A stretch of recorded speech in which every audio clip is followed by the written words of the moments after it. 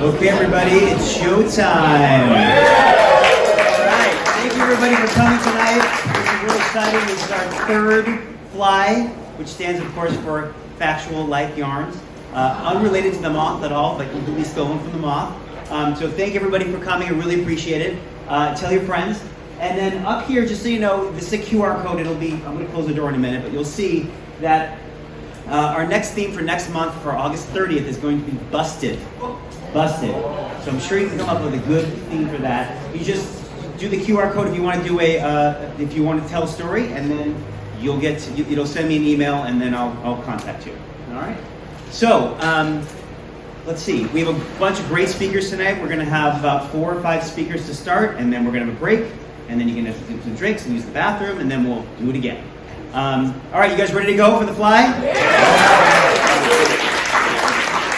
Oh, just made it, and my sister just made it. There she is, and Jim.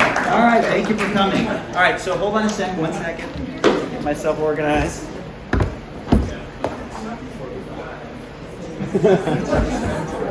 All right. Okay, here we go. So I'm going to start. The theme tonight, just as a reminder, is Lost. Okay, so we're going to hear lots of interesting stories about Lost, and I'm going to start. So I want to tell you a little bit about my math abilities.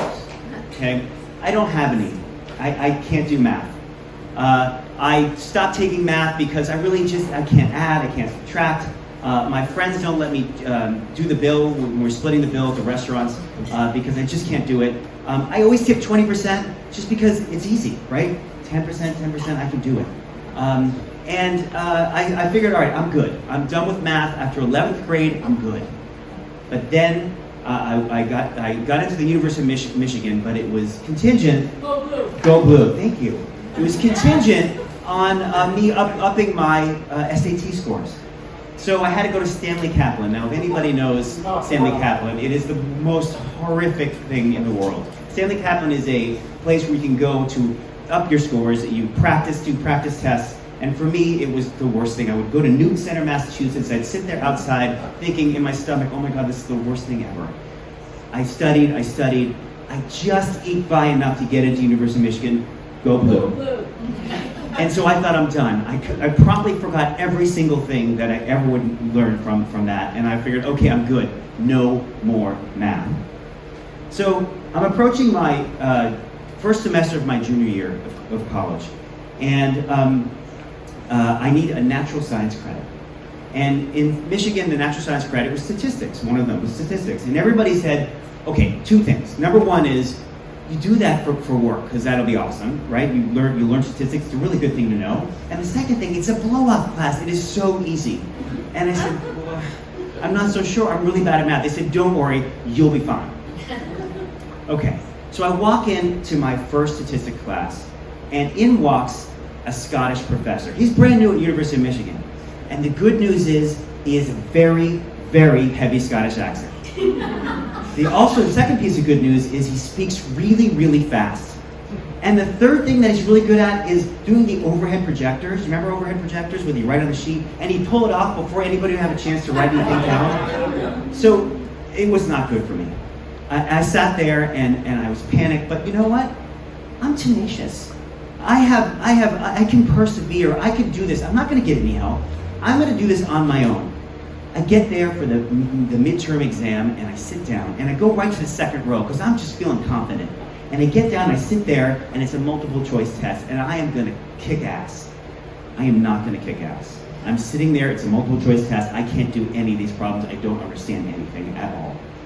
So I look in front of me, and there's someone I don't know who's quickly filling out all the answers, really quick. And I'm thinking, you know what I'll do? I'm going to pull an audible, and I'm just going to quickly write down his answers, just to compare, just to see how his answers compare with my answers. And so I looked at, the time is about to come up, and I'm looking at my answers, and they don't match at all with his answers, at all. So I figured I'm going to take some of my answers, but mostly I'm going to take his answers. And I just write it down, and I quickly do it. And you know what? I get an A-. So I was pretty happy with the whole thing. I got an A-, and But I felt incredibly guilty because this is not my thing. I don't cheat. I feel really horrible about doing this thing. Now, not horrible enough to like turn myself in, because that's not gonna happen. But it turned me away from a life of crime. I'm not gonna do that, all right? So I'm good. So then I figure, all right, for the final exam, I'm just gonna study. I'm gonna make my little flip cards, I'm gonna check out the formulas, I'm gonna memorize it, I've got it. This, I'm gonna do great. And you know what? I sit toward the back of the class, toward the final, because I figure, I'm gonna be with the idiots in the back. I'm not gonna be with the smart people in the front. But go in the back and I'm gonna take this test. I get in there and I'm lost. I am completely lost. I cannot do this at all. I'm looking at the piece of paper and the formulas have just gone out of my head. I can't think of a single thing to write down for these answers. And I start thinking, well, maybe I will try to cheat. And I'm looking around at all the people around me, but they're all idiots in the back room and nobody knows what they're doing. And I'm trying to reach out to the people in the front. I can't see that far. So I fill out the exam and I get the grade back and I failed. Now, I'm not talking like I did badly. I mean, it was an F, a fail. But the good news about a Scottish professor who's brand new to University of Michigan, who speaks really fast and pulls the flip charts around really fast, is that he weighs the midterm and the final the same. So I passed. It was a pass-fail, and I passed. I got a C-. So there you go. So I was thrilled. And you know what? Those people who said I would need this for work, they're wrong. I'm a qualitative researcher. The stuff I do has nothing to do with, it's all directional. I don't have any statistical significance in my life. It's all about a lot, many, several, few. That's my numbers. I'm good with that. And I have a Scottish professor who speaks really fast to keep me on that path of no math. Thank you very much. Okay, so our next talk speaker is going to be, let's see, who is the next speaker? Diane. Okay, let's give Diane a big hand. Come on up stage, Diane. Oh, and I'm going to give you this so that you. All right, be right as the microphone. Let's give it up for Diane.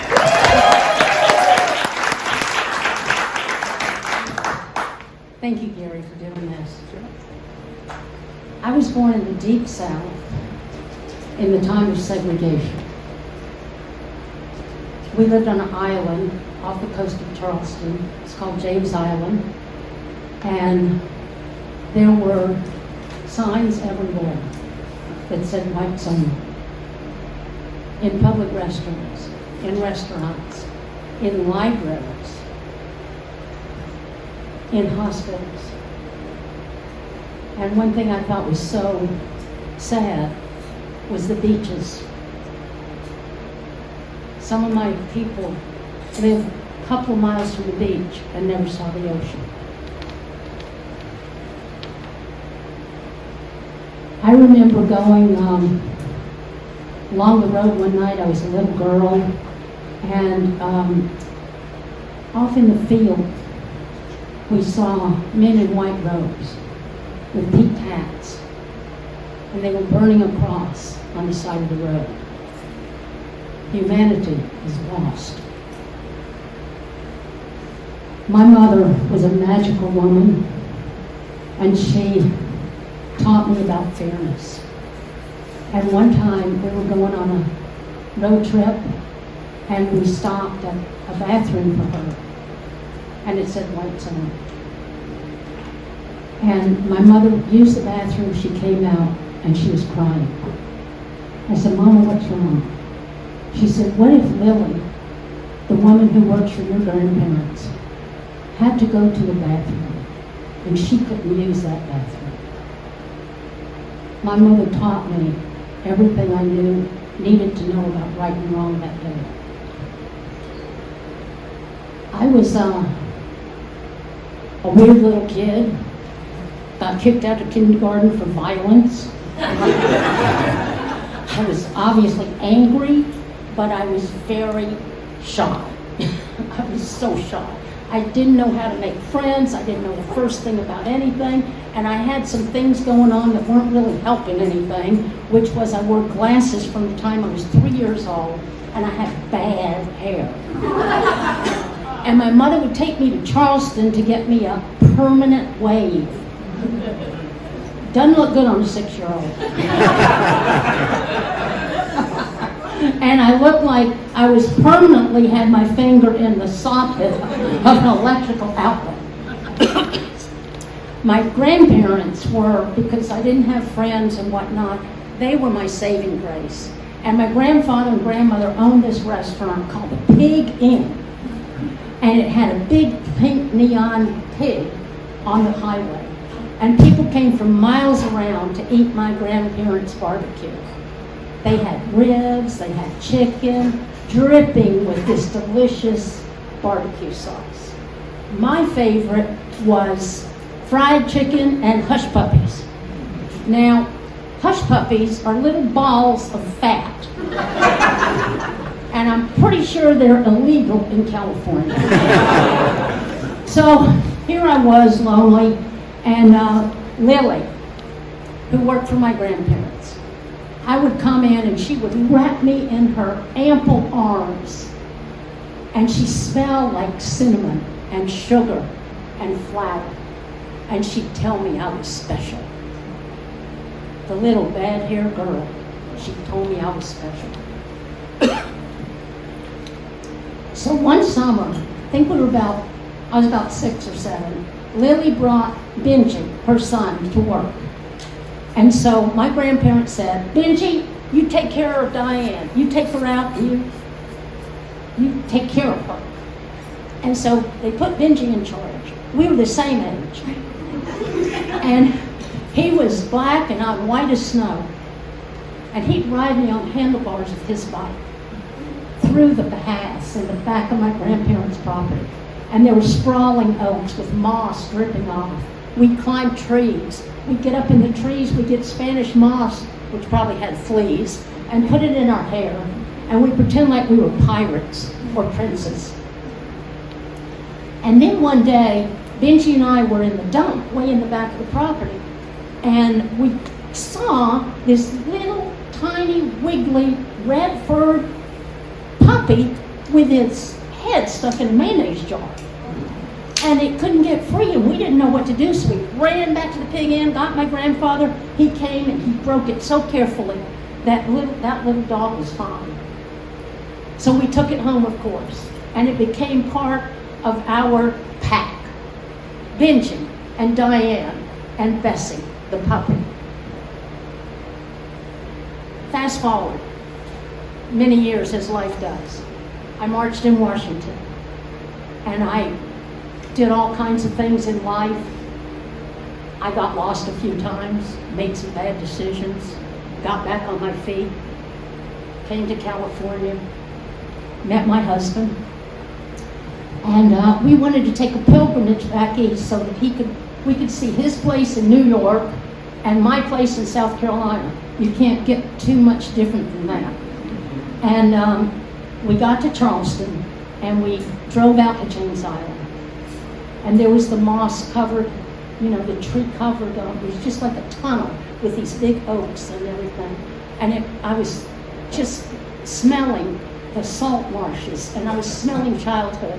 And we got to a gas station, and I got out so I could just feel it all and breathe it in.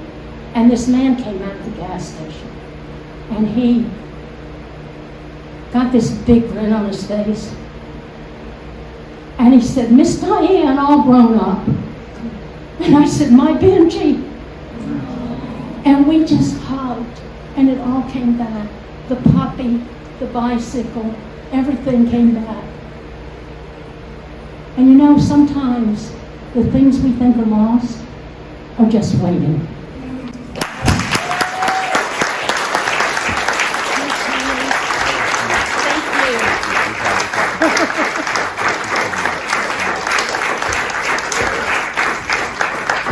Beautiful story. Let's give it up for Diane one more time. Okay. Now we have to follow that. And guess who gets to do it? It's Lisa. Yeah, it's Lisa. Let's give her a big hand. Lisa.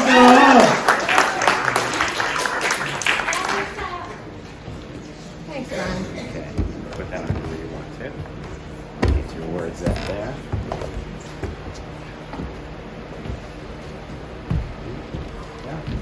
Okay. All right. Hi. Hi. Okay. So this is a story about how I killed April Fool's Day for my father. He had a crazy sense of humor, and when I was in 3rd grade, that's when I found out his penchant for April Fool's Day. It started with my thermos. At lunch with my friends, sitting outside, you know, what 3rd graders do, open my thermos expecting milk. Thought of that now, it makes me sick. And instead of seeing milk, it was this dark blue liquid. And I'm a kid, right? I'm like, ew, what's this? Show my friends, they're like, ew, what's that? So I put the lid on it, whatever, go out about the day. It's over and done with. The next week I go to my dad's house, because child of divorce, weekly visits. And he asked me, how'd you like your lunch last week? Now, what, I'm 8 in 3rd grade? I don't even remember what I ate for breakfast. I'm like, I don't know. And he's like, no, really, was there something special about your lunch last week? And I thought for a moment, I'm like, oh yeah, there was this weird blue stuff in my thermos. Like, what was that about? He chuckles and he says, April Fool's Day. And I'm like, Dad. He's like, it was milk. Did you drink it? I'm like, no, I didn't drink it. It was blue. Like, no. So, whatever. Again, I'm a ding-dong kid. I'm more obsessed with Donnie and Marie and playing Barbie to pay attention to calendars. So I show up at his house on April Fool's Day-ish the next year. Because he's who taught me about stretching the calendar to your whim, right? So it wasn't necessarily April Fool's Day, but he's still going to play a joke. So the next year, I show up and everything's kind of going normal until I get into bed. And I'm like, Dad, what is wrong with the bed? Well, he had short-sheeted me. April Fools. I'm like, oh, Dad, okay. So I decided at that point, I'm 4th grade, I'm 9? I'm like, I've got to get him next year. But I'm 9, I have to remember to get him next year. Go to school the next day and talk to my friends. I'm like, I gotta figure out how to play a joke on my dad for April Fool's Day. And, there wasn't the internet back then, so we had to just word of mouth. To get from one place to the other. Pulls in, parks the truck, turns it off, pulls the key out, and I can see he's readying himself to say something to me, and I was just like, how much longer can I do this? I was so happy. And he takes a deep breath, and I couldn't do it anymore. And I'm just like, April Fools! And he just kind of looked at me, and like, I got you! I'm like, the flute's in the trunk, like, it's in the luggage, like, I got you! And he just looked at me, and he had found no amusement in that whatsoever, and I'm like, yes, that's the day I killed it. Never did an April Fool's joke on me again after that. So, that's it. Thank you.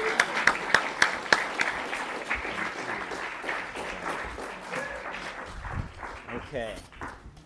You know what? I think we're gonna pull an audible. I'm gonna have Sean come up and do one. He's gonna do a quick story for us, and then we have our last story before the break. Let's bring out Sean. But before we do that, let's also thank Lisa for an amazing story. Thank you, Lisa. Well done. All right, Sean, bring it up. I don't have any words for Sean. We're just gonna do it. There we go. All right. Thanks, Gary. So, assuming many of you know Gary and Justine, and maybe a chunk of those people have been to their house, and I live about a mile from Gary. We live in Cascade Canyon in Mill Valley, which is, if you're in downtown, Throckmorton goes northwest up that part of Mill Valley and ends, and then it just turns into woods and turns into mountain. So. I live a mile up from him in the woods, where the banjos sound closer, and the houses are further apart up there. Gary's house feels like a neighborhood in the woods, and mine's getting kind of sparse, and people feel a little lost going up there. And when we were shopping for houses, we were looking. It was a Sunday, evening. Around dusk in December. It was raining.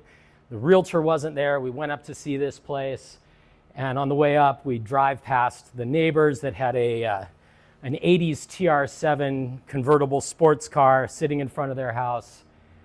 with the top down. So it's like the Mill Valley equivalent of a Camaro on cinder blocks. So we bought the house, and along with the house and all the papers you get, there was a plot map of the house. And this neighborhood was it had been logging roads, I believe.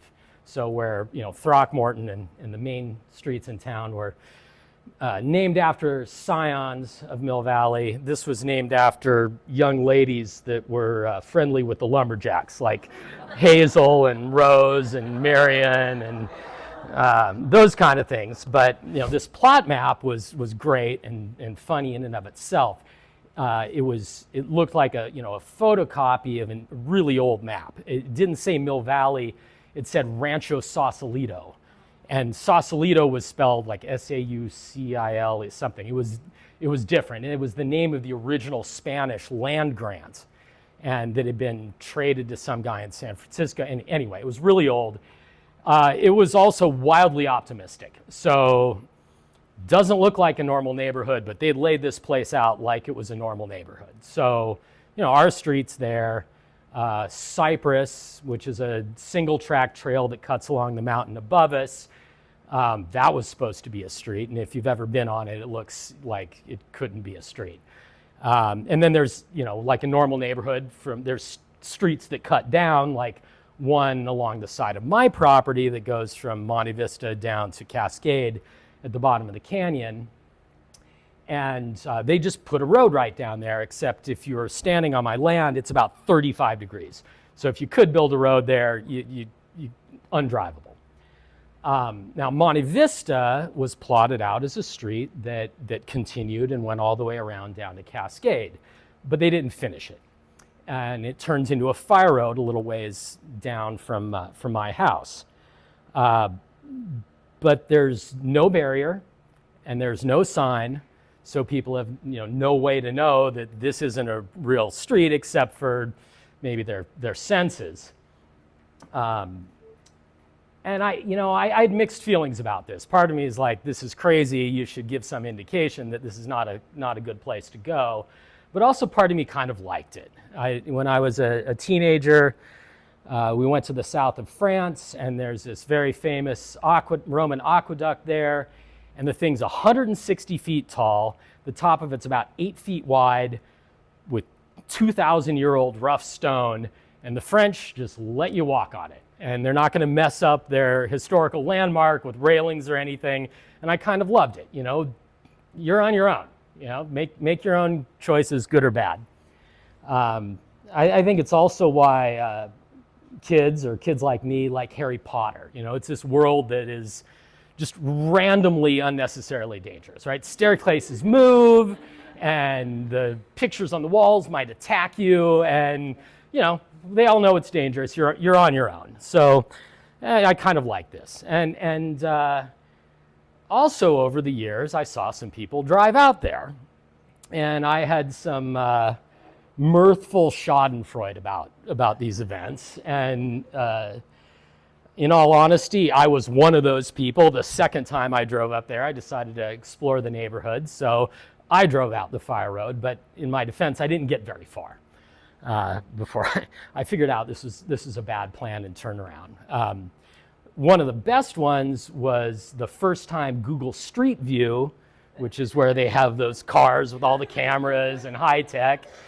The first time Google Street View came in, I noticed it on my map, so I'm clicking through, following the Street View, and this person drove way out there.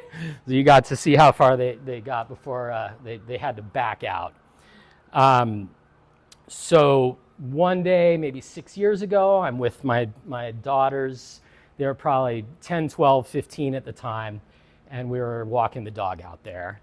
And there's one place towards the end where it takes this big hairpin turn so you can see the road across the valley. And across the valley, there's a car that's stuck. So, again, the mirthful schadenfreude. It's like, hey, look at that, and said something unkind. And this spot is really the fire road's passable, except for right where they were, there's this very steep rocky section, if you got through there, just past it, there's a little stream that cuts a deep trench in the winter. So, they were in a bad spot, and also ironically, they had just passed the one spot that's really easy to turn around with this wide bend. So we were going that way anyway, wanted to go check it out. And so we walked down there. I'd been joking, and we walk up to the car, and it's this girl, and she's sitting there and she's crying. And she wasn't a girl, she was a maybe early 20s adult.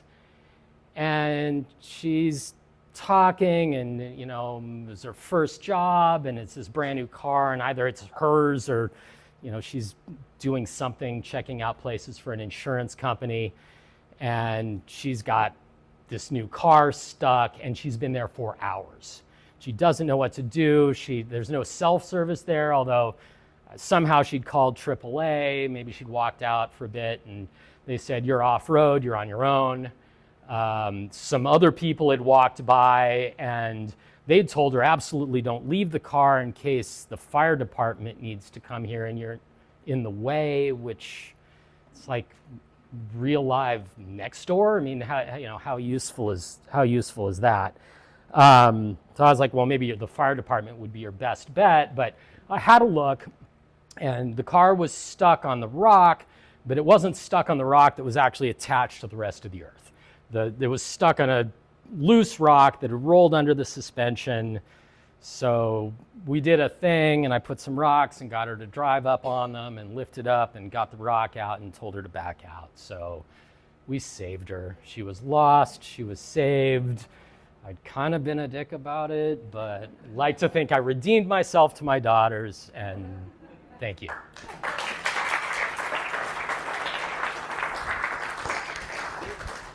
That was Sean. Big hand for Sean. Okay, so now we have a new guest who I had just met tonight. His name is Sierra. He's going to come up and tell us a story, and I'm excited to hear what this is about. No idea. Let's give a big hand for Sierra. Here he comes. All right, clip you on. You ready to go, my friend? What makes you think I have any idea?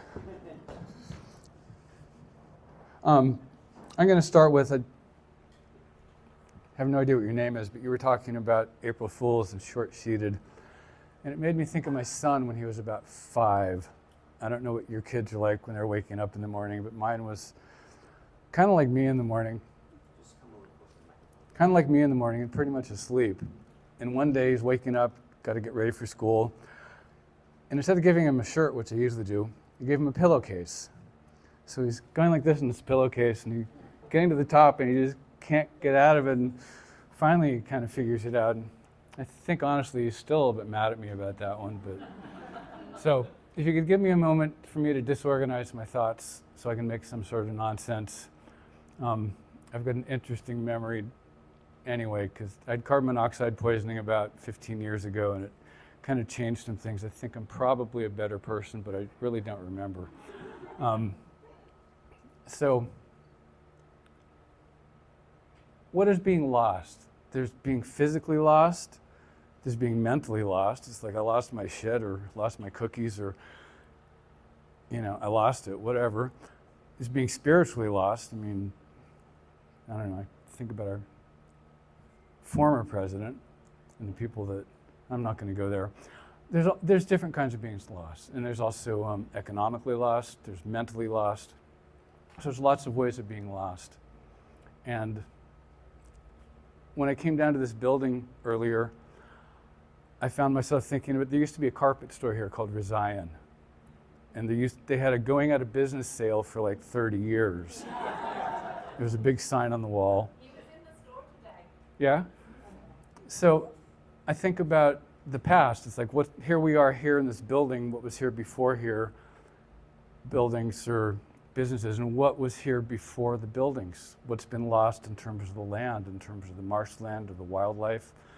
There's lots of different lost. And the Rezion family, their son is probably still a journalist, was a journalist for the Washington Post, and spent close to 2 years lost in an Iranian prison as a spy or something before coming home. So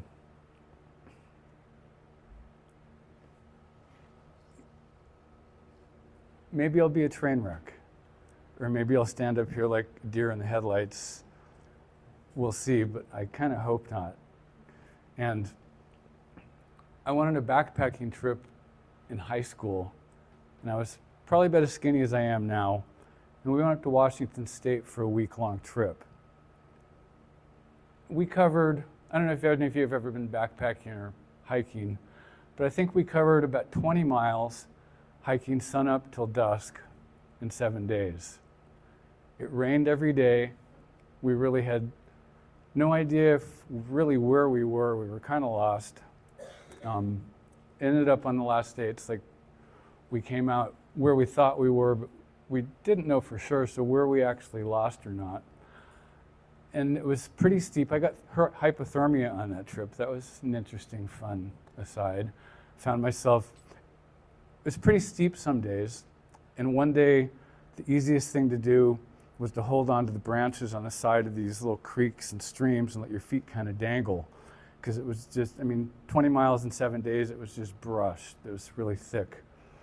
So that particular day, I looked down between my feet and I see there's nothing there. I'm standing on a tree that's growing out like this. And that night I got to sleep in between my friends underneath a tarp against a slope with the gravity. So all night long you're going like this and you can't straighten up because everybody else is coming down or else you're going to be in the rain. And you wake up about this tall and totally cramped.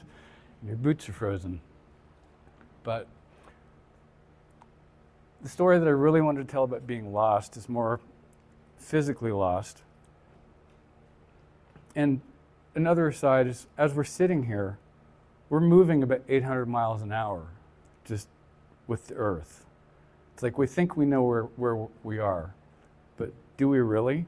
It's like, where are we? And people that talk about, oh, I went to San Francisco, or, I went over to, Los Angeles, they drive me nuts. I'm the kind of person that knows pretty much exactly where I am in space and which way north is and which way up is. So if you point to San Francisco over there, I'm going to, no, it's over there. So for me to get physically lost is kind of a big deal and interesting. My father-in-law, Hal, probably 15 years ago when my kids were younger, took us to Europe. And his heart was not quite up to factory specs, and it was starting to slow down. So we took a week-long trip down the Rhine in a riverboat, which was good for him because he didn't have to pack and unpack. You moved into a room, unpacked your stuff, and you stayed there, and the boat would move at night from city to city. And you wake up in a different city. This one day, we were in this town called Speyer.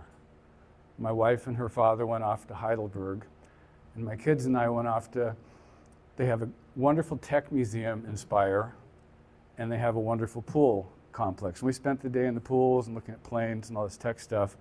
And if you ask my kids now about that trip, 15 years later, their best day was probably the pools in Speyer.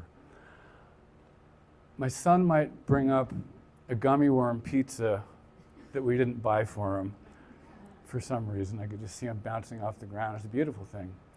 But that was a different day. So after this day in Speyer, I'm a night owl. I like to go out and walk around and explore.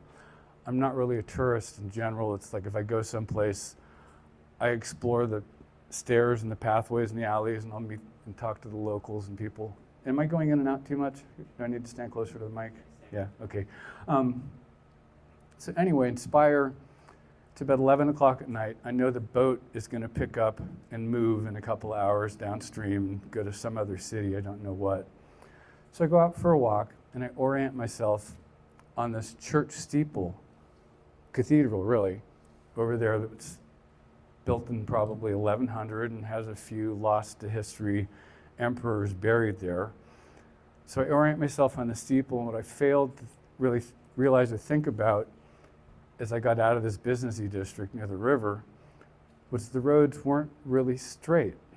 They were kind of meandering, and they didn't go where you thought they might end up. So I'm wandering around cobblestone roads, small houses, getting narrower and quieter, and I'm wandering around following the barking dogs and the blowing trees and whatnot and whatever. And I'm having a pretty good time. And eventually, I start to get tired, and I thought, okay, it's time to go back. So I orient myself on this cathedral steeple, which is probably 15 minutes away. And I walk back to the steeple, and I get there, and I look at it, and fuck, it's the wrong church.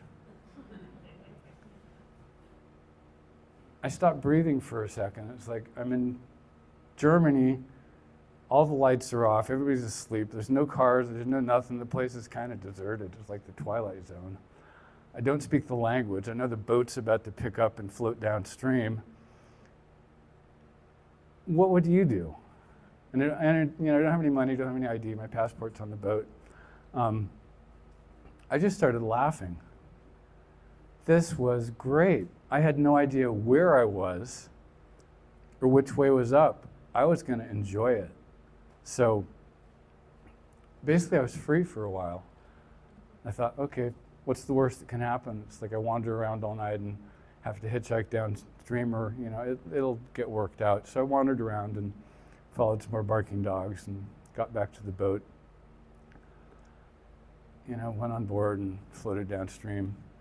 But in terms of being lost, as we sit, we're going about 800,000 miles an hour towards Andromeda. We talk about being lost. We don't even know where the heck we are. We think we're in control of this and that. But it's all an adventure. It's like, how do we, instead of stopping breathing when we think we're lost, it's like, how do we just let go and laugh and enjoy where we are? I mean, I find whenever I'm not enjoying something, the longer I don't enjoy it, the longer it lasts. But the second I finally let go and, okay, damn it, I'm going to be in this hellhole for the rest of my life, it's never going to change. That's kind of when it changes. So how do just let go and enjoy it.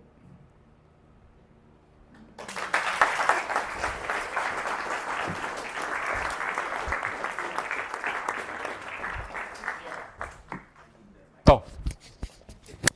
Well done. All right, well done. All right, guys, I think it's time for a break. So let's do that. Let's have a break. There's some drinks. There's some bathrooms back. There is a bathroom back there. We have some drinks, and let's enjoy. We'll be back for 4 more stories after the break. Thank you, everybody. Okay, everybody, I think it's time to grab your seats so we can start our second half of the show. That's right. Smell that popcorn. All right, wow. Got very quiet. Oh, it smells so good. All right, everybody. Well, thank you for welcome to the second half of our Fly event. There we go. Excellent. I want to thank all the speakers from the first half, and the second half speakers are going to be amazing. So our first speaker for the second half, drum roll please, is going to be Suzanne. Let's give it up to Suzanne. Woo! Okay, I'm going to give you that. Flip that on. Never used one of these before. Let's see. It just goes like clippity clip, Clip. flippity clip. Oh gosh, who was taller than me? Okay, so kind of like Gary's story, mine is going to be starting junior year in college, or the summer before my junior year in college. I was a student at the University of Virginia. Go Hoos! And I was really excited, but also really nervous that summer because I was about to go on a big adventure. I was going to study abroad the next year. I was enrolled to go for a full academic year at the University of Edinburgh in Scotland. And lovely. And I had never really traveled much. I'd never been out of the country, never been to Europe. So that summer I got my passport and I booked my tickets for the end of September 2001. Terrorist attacks happen. I have a lot of family in New York. We're all really rattled. My mother comes to me. My mother comes from this highly superstitious Italian-American family. And she says, I don't like this. I think this is a sign that you should not leave the country. A sign or possibly an omen. Now, you're an adult, you can do what you want. I'm just saying as your mother that this could be a sign or maybe an omen. We're not sure yet. But you're an adult. I'm like, yeah, I'm an adult. I'm 20. I'm very rational. I am not superstitious. But most of all, studying abroad was my dream. I'd wanted to do it for so long. So I get on the plane. The first leg of the flight is from Washington, D.C. to Paris, and then I'd go from Paris onto Edinburgh. The flight to Paris was a red-eye, and I'd never done a red-eye before, so I'm like staggering off the plane. I had like an hour of sleep. I get into the terminal, and I reach back to one pocket, and then I reach back into my other pocket, and I realize that my wallet is gone. It must have fallen out while I was trying to sleep. So I rush over to the Air France agents, and I'm like, I just need to go back on the plane. I lost my wallet, it fell out. No, that is not possible. We have security measures. Oh gosh, yes, of course, new security measures. Maybe one of the flight attendants still on the plane could just like look around my seat. I was in 28F. Maybe they could, please, could you just check? No, we really don't feel like doing that. Maybe, so please step aside. Okay, I have just landed in a foreign country. I've lost my wallet. I do a mental inventory of what's inside. There's my driver's license, of course, my Blockbusters video card, and a lot of money. I think I had 3 or 4 $20 bills in there. This is bad. This is really bad. This could be a sign that I was never supposed to leave the country. It could be a sign or possibly an omen or, no, wait. I stopped myself. I don't believe in signs. I'm not superstitious. I remember I have my backpack, and zipped up safely is my passport, my student travel documents, and several $100s in traveler's checks because this story takes place in 2001. So I make my way to Edinburgh, I enroll in my classes, I meet my flatmates, and I fall head over heels in love with the city. It's really old and historic, and I was a history major, and I was really into that, but it's also like weird and quirky at the same time. And I was meeting kids from all over the UK and from all over Europe, all over the world. My new bestie was a girl named Rochelle. She was from London, and she was an aspiring music journalist. So she would take me as her +1 to all these shows of up-and-coming bands. She was also half French and agreed that Air France employees are terrifying. So after a while, like my friends are kind of like, you're not really gonna go back to the States, are you? I mean, America's mad. You've got loads of guns, you've no health care, and besides, we love you. And I was like, well, I love it here too. And I did a little research to see like maybe I could transfer. I mean, it would be hard, but possible.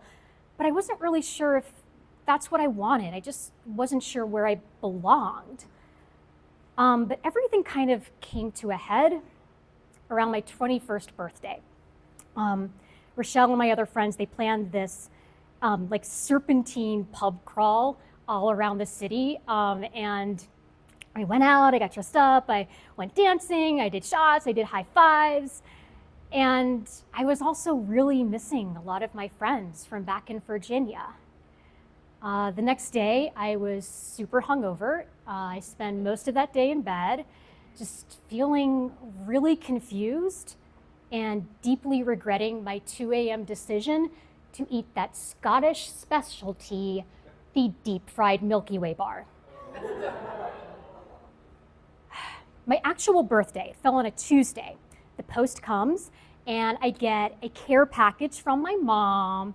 It has a nice card, it has all my favorite American snacks, and it also has my wallet that I had lost on the flight a few months before. And there's a note attached. It's written by a Frenchman. I don't remember his name. For the sake of this story, we will call him Julien McFrance. So Julien writes something like, hello, I found this wallet on the plane. I apologize. I had to use the money inside to send it back to the address on the driver's license. Wishing you the best. Here is my address should you wish to get in touch. Julianne McFrance.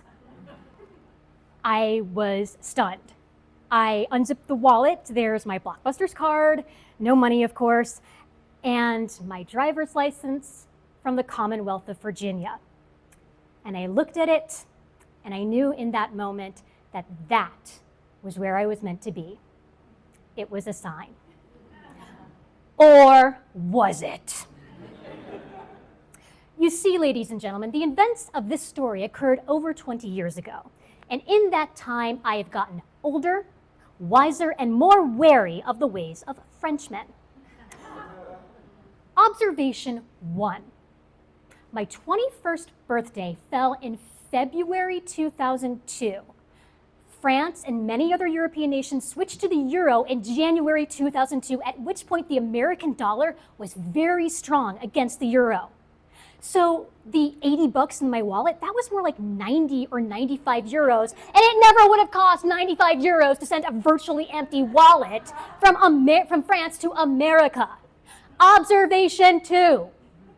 I recently came across that old driver's license when I was cleaning out a drawer, and I saw something that shocked me. I looked hot in the photo. To be clear, I was not like a super hot 21-year-old. I was at best cute, but like for whatever optical illusion reasons, like you take me, you put me like in front of DMV blue, and I was like rosy cheeked, auburn highlights, looking wonderful. I looked radiant. So I think what actually happened is that our friend Julianne McFrance saw a pretty face, decided to be a nice guy, and sent back the wallet, pocketed some money for himself, and tried to get a cute American pen pal out of the deal. There were no signs that day. There were simply red flags that I was too blissfully ignorant to even perceive. And as a truly ironic codicil to this story, 7 years later, I would marry a man from France.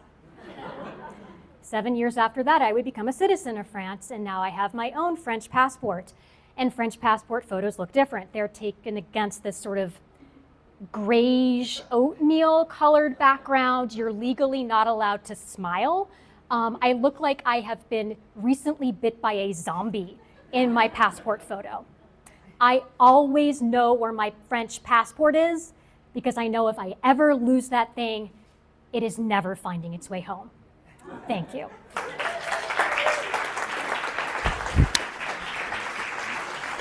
Well done. Let's give it up for Suzanne. That was a great story. All right. So now we come to the very important part of the evening where we have the owner of this establishment, Jules, is going to come up and tell a story. Let's give a big hand to Jules, who's a little nervous. Jules, let's do it. One more hand. Big hand. Come on. Get her up here. What is it doing? Just clip it. There we go. You get your words up. Gary. He wore me down, asking me to tell a story right at the very first one. And I was like, oh, maybe, no, I don't know. And then the second one is getting close. And then finally the third one, I was like, okay, all right, I got a story. And some of you may know, for many, many years, I had a school in San Francisco. And we had like daycare, babies, toddlers, and then kids all the way up to like junior high. And we were great with the kids. And I claim to have potty trained half of North Beach over the years.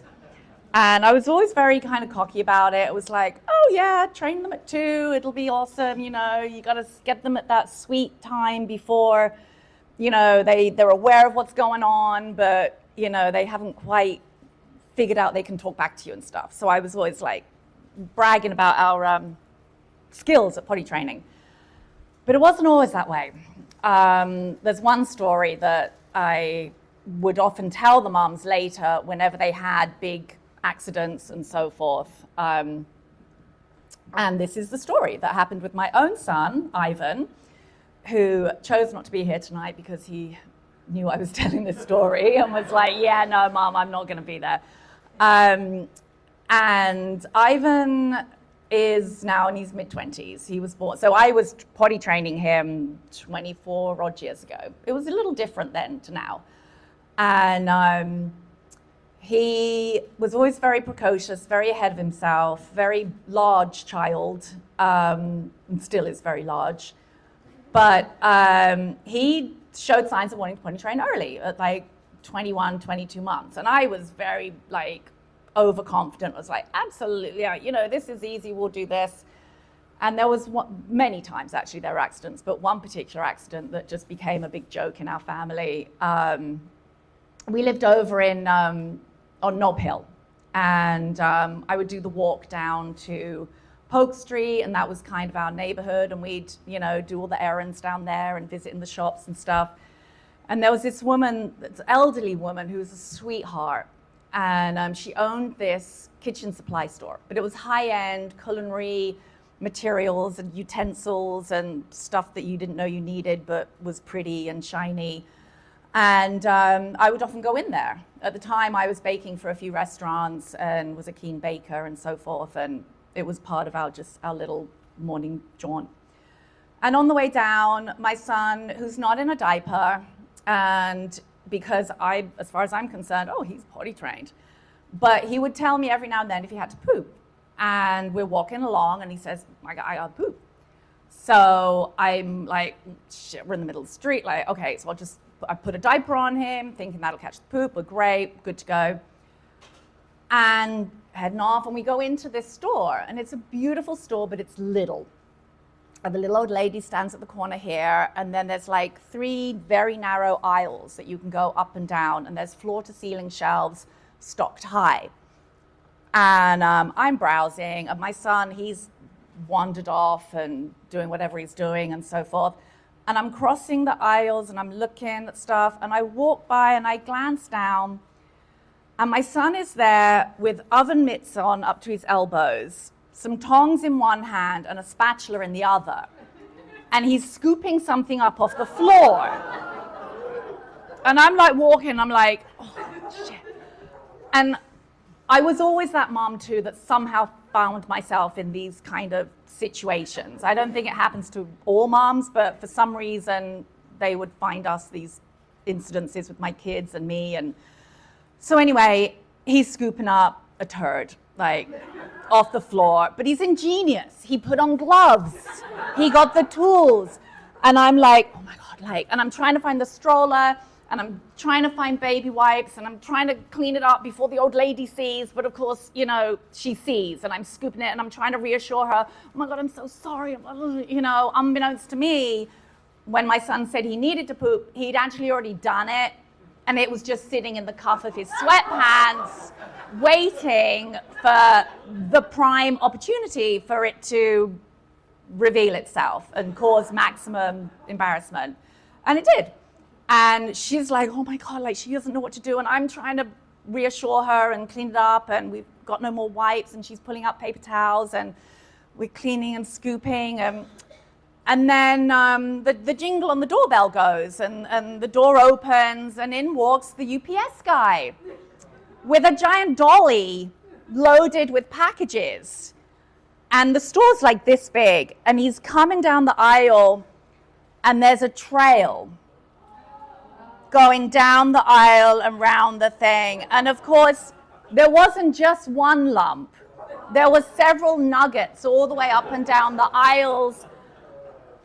And the dolly wheel went right through it. So now we've got tracks going down. And I swear this poor woman was like one breath away from a heart attack, because it just was like, and my son's trying to clean, and I'm trying to clean, and the UPS guy is like, what the fuck is going on? And she's worried, and and it was just one of those incidences that just seemed to like escalate. And I'm trying to do damage control and fix it and clean it up, and then customers were coming in, and my son is like getting frustrated because he wants to do it himself. He doesn't want mom to clean it up. But we eventually cleaned it up. I apologized profusely to the woman, and I believe I bought a lot of items that day. And then it became one of these stories that got told, and my friends are often at parties like, tell the poo story, tell the poo story. But we cleaned up, we left. I worked a little harder on potty training my son, and I still to this day have no idea what happened to the mitts, the tongs, and the spatula. They got lost amongst the store. I never went back in the store. I couldn't show my face. But the story has lived on. It's a story that I've told to many moms struggling with potty training and thinking it has to be perfect and that all kids do it. They don't. There's some epic stories out there, and that was one of them. Thank you.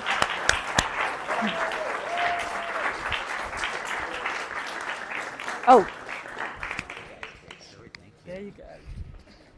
So I don't know about you guys, but I'm shocked that your son didn't want to come tonight. I really shocked that he didn't want to be here for that. Yeah. Okay, great. Well, that was Jules, everybody. There we go, Jules. Excellent. All right, now we have Uta coming up to tell a story. Yes. Here we go. Very excited to hear Uta's story. Come on up. Okay. Here's this. Come on up. You have to jump. Put that right on there somewhere. Who's up? Give it up. Hi, everybody. Fast friends.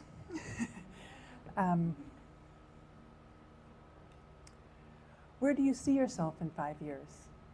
What do you expect to be doing in 10 years? Where do you see yourself in 5 years? What do you expect to be doing in 10? I could never answer that question in a job interview, and I was extremely embarrassed because of the dead air that came as my response. And I knew that my resume went into the lost 20-somethings pile. In my junior year in college, I got a job at the Grand Canyon. I wasn't so much interested in nature or the outdoors. I thought I had outgrown that as much as I had played in trees and in the woods as a kid. But I was at the University of Massachusetts, and going to Arizona was a great adventure. And after 4 years of being at the Grand Canyon, hence I blew off college, I ended up loving nature and working in the outdoor and being outdoors and hiking, and I became a wildland firefighter. And in 1989, I was on the Blue Ridge Hotshots in northern Arizona on the Coconino National Forest. I had gone from a waitress to being a hotshot in a matter of a couple weeks. And a hotshot crew is a crew of 20 people. There's about, at that time, there was about 50 crews in the nation. They're considered from the USDA and National Forest Service, and they're considered a national resource. So you go to fires all over the country. And we're a crew of 20, and we go to where the fire engines can't get to. You hike into fires, you get helicopter rides, and you're normally at the hottest part of the fire. You're very considered elite waitress, right? And my first season, we're driving to a fire, and I was sleeping in the back of the bus, and I woke up, and the crew boss, he was talking to the driver, and he was looking at a map, and this is 1989. Fax machines were crappy, photocopy machines were crappy. It was all telephone and radio transmissions of how we learned to get where we needed to go. And Daryl, he's in the front seat, and he's like looking at the map, he's turning it over, he's turning it around, and he's talking to the driver and figuring out where we need to go. And we figured it out, or he figured it out, and we got to the fire. Then I went to the Tahoe Hotshots. That was where I spent the rest of my fire career. And one time we were in the Uinta Mountains of Utah. It was a forested, beautiful area. And we had night shift, and you're pretty tired because of all the excitement of the travel and everything. But the one thing that really sucks is getting night shift. And but nonetheless, that's what you do. And we hiked into the forest about a mile, and we tied into the day shift to figure out where we're going to start cutting line and kibbutz about all that. And tying in means, just meeting up and talking about what needs to be done. But when they were trying to figure it all out, I heard the words "take 5," which was great because that meant we could shut off our headlamps and sit down, and I fell asleep. And then the next thing I heard was moving, which means you get up and you start hiking again to where you need to work. So that nap saved my shift, and I'm glad they were a little bit lost. Another time, and it's mortifying to get lost on a fire. It's not very common at all, and you don't want to wear your crew out before the real work begins. And so we're on a fire. I don't know where we were. We broke up the crew into 2 squads. One squad was going to cut the line one direction, and we hiked along the ridge. And again, it was night shift. And the squad boss, he had overshot where we were supposed to go down into a drainage. So we went one drainage over, and we didn't figure out we're in the wrong place until we were way down in the bottom of the drainage. But we figured out where we needed to go. We saw the headlamps of the crew, and all was well. Fire got out. And you can also get lost leaving a fire. We were on a fire in the Cascades of Washington. That was mentioned somewhere this evening.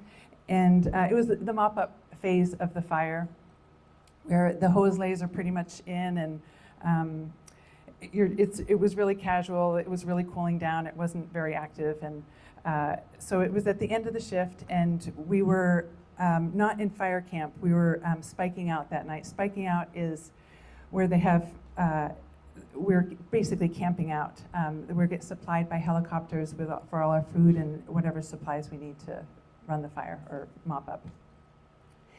And so it's the end of the shift. It's really casual. And when a fire burns really hot and there's a lot of vegetation, the ashes get really thick. And so we're kind of screwing around, just skiing down.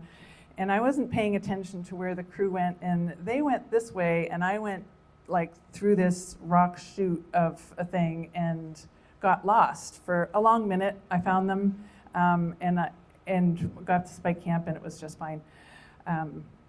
And so that was that. And the rest of my story goes like this. I don't even know what those words mean.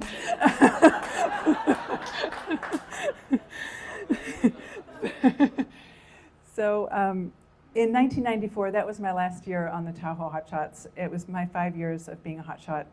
And that year we won the USDA, the annual award from the USDA for safety for no lost time for injuries or accidents.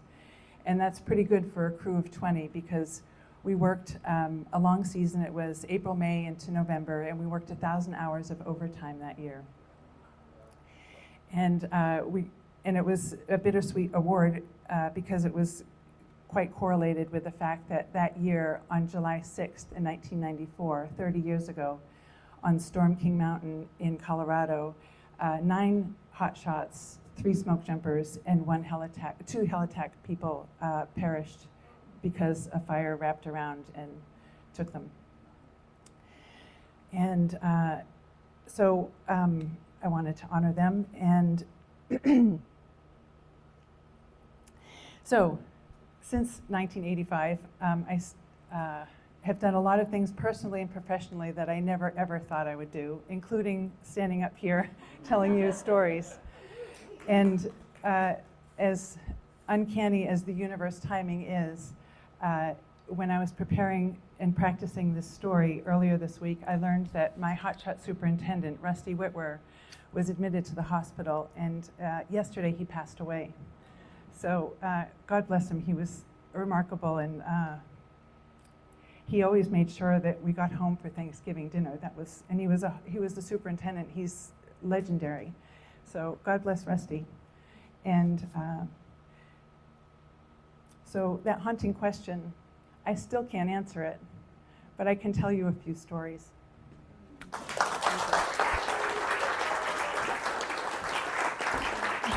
Thanks, love. Uto! Let's hear it. Woo! Okay, everybody. We have one more storyteller tonight. Now, this is a guy who really needs no introduction. He does. It's Eric. Eric. It's Eric. Eric's coming up. Eric Peterson. Let's have Eric come up. No pacing there, Eric. Just gotta stand still. I know. Put this on. Here we go. Meet your words out. Yeah, okay. Yeah, okay. Yeah. Before we start, though, I just want to be clear with everyone. There's some strong language in the story, some adult themes, so just want to make sure everyone's okay with that. I'm just messing around. I don't give a fuck. So let's see. Yeah, I was wrapping a commercial shoot out here for an automotive company.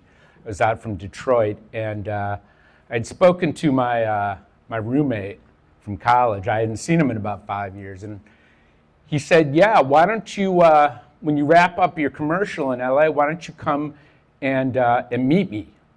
I'm going to come down from Berkeley with some jugglers." And I said, "Okay." He said, "Yeah, come meet me at the Ren Fair in San Bernardino." And I said, "This is 1994. I don't know what the fuck a Ren Fair." He said, "A Renaissance fair." I said, "Okay." He said, "You know, people dress up like the Renaissance, like there's jugglers and knights and armor and like, you know, they do themes from Shakespeare, like Shakespeare in Love and stuff." And I'm like, all right. I'll meet you out at San Bernardino at the Ren Fair. So I get to Hertz at LAX, and I said, "I want to rent a car. I want a convertible." And they said, "We don't have any convertibles." And I said, "Come on, you got some convertibles." They said, "We have one convertible. It's a lime green Chevy Camaro IROC Z." And I said, "Yeah, I want to rent that lime green Chevy Camaro IROC Z." So I rented that car, and I drove it with the top down to San Bernardino, to the Ren Fair. Turns out there's a lot of people at a Ren Fair. So I said, "Okay, I want to find my roommate. He's in there." And they said, "Yeah, it's $20. And I said, No. I'm not here to go to the Ren Fair. I just got to find my roommate. He's in there." And they said, "Yeah, it's $20. And I'm like, "Oh, mother. All right, fine. Here's $20. I'm going to be in and out." And they said, "All right." So I went to the Ren Fair, and I'm looking around, and I see some guys, and they're juggling. So I'm like, came down with some jugglers from Berkeley. I'm like, all right, I'm on the right track here. I said, "Hey, do you know my roommate Paula?" And he's like, "Oh, my good sir, I believe I observed." I'm like, "You can cut that shit right now, motherfucker. I just want to know if you see my roommate Paula. He came down with some jugglers." And he's like, "Yeah, he's over there. I think I saw him like an hour ago." I'm like, "Thank you." So I went over there, and I'm wandering through the crowd, and it's like 96 degrees in San Bernardino at this Renaissance fair. And people are dressed up in their robes and their armor, and I don't know what kind of Shakespeare shit's going on there. And I'm looking around, and I see this guy that looks like my college roommate, but he's got really long hair, and I'm like, okay. So I'm walking next to him. I sidle right up next to him. I'm walking next to him, and I'm walking, and I'm looking, and I'm walking, and I'm looking, and I'm like, "Dude." And he's like, "Dude!" And I'm like, "Dude, it's me."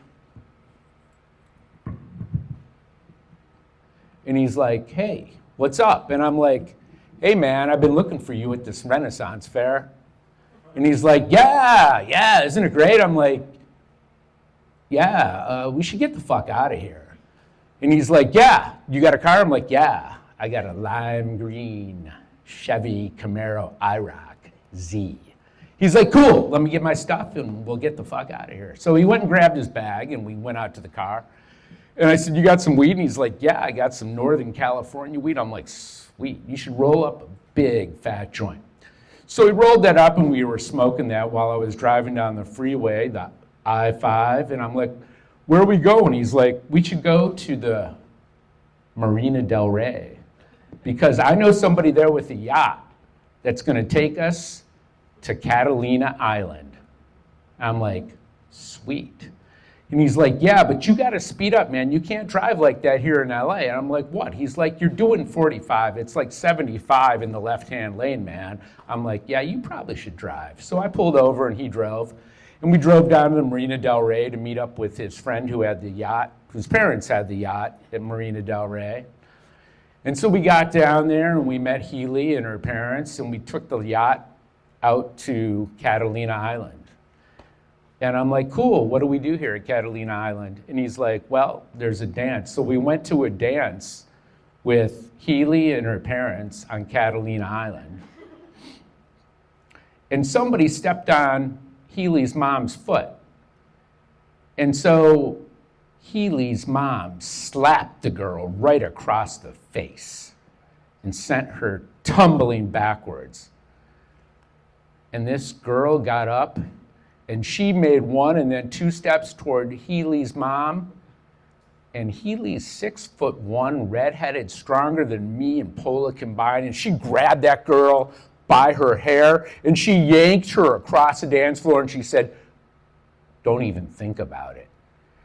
And I said, I'm going to take a water taxi back to the yacht. And I did that.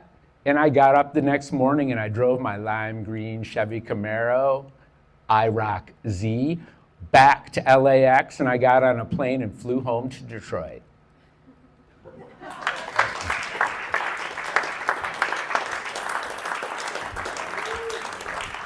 I didn't pace this time. Okay. Eric Peterson with the potty mouth. Wow. That was a lot of swearing all kind of combined in a really short period of time. Well done. Yeah, he will. He did. He did. So I just want to say, let me put this back up here. There we go. So that's it, guys. We did it. We did our 3rd fly. We've just finished it. Well done, everybody. Next month, August 30th, it's busted. So I want to see you all back here. I want you to bring all your friends, and I hear some of you tell some stories. We need some new people, tell some stories. But I want to thank all the storytellers tonight because everybody did such a great job. Big hand for all the storytellers tonight. All right, everybody. Well, thank you so much. I'm Gary. We're out. Bye.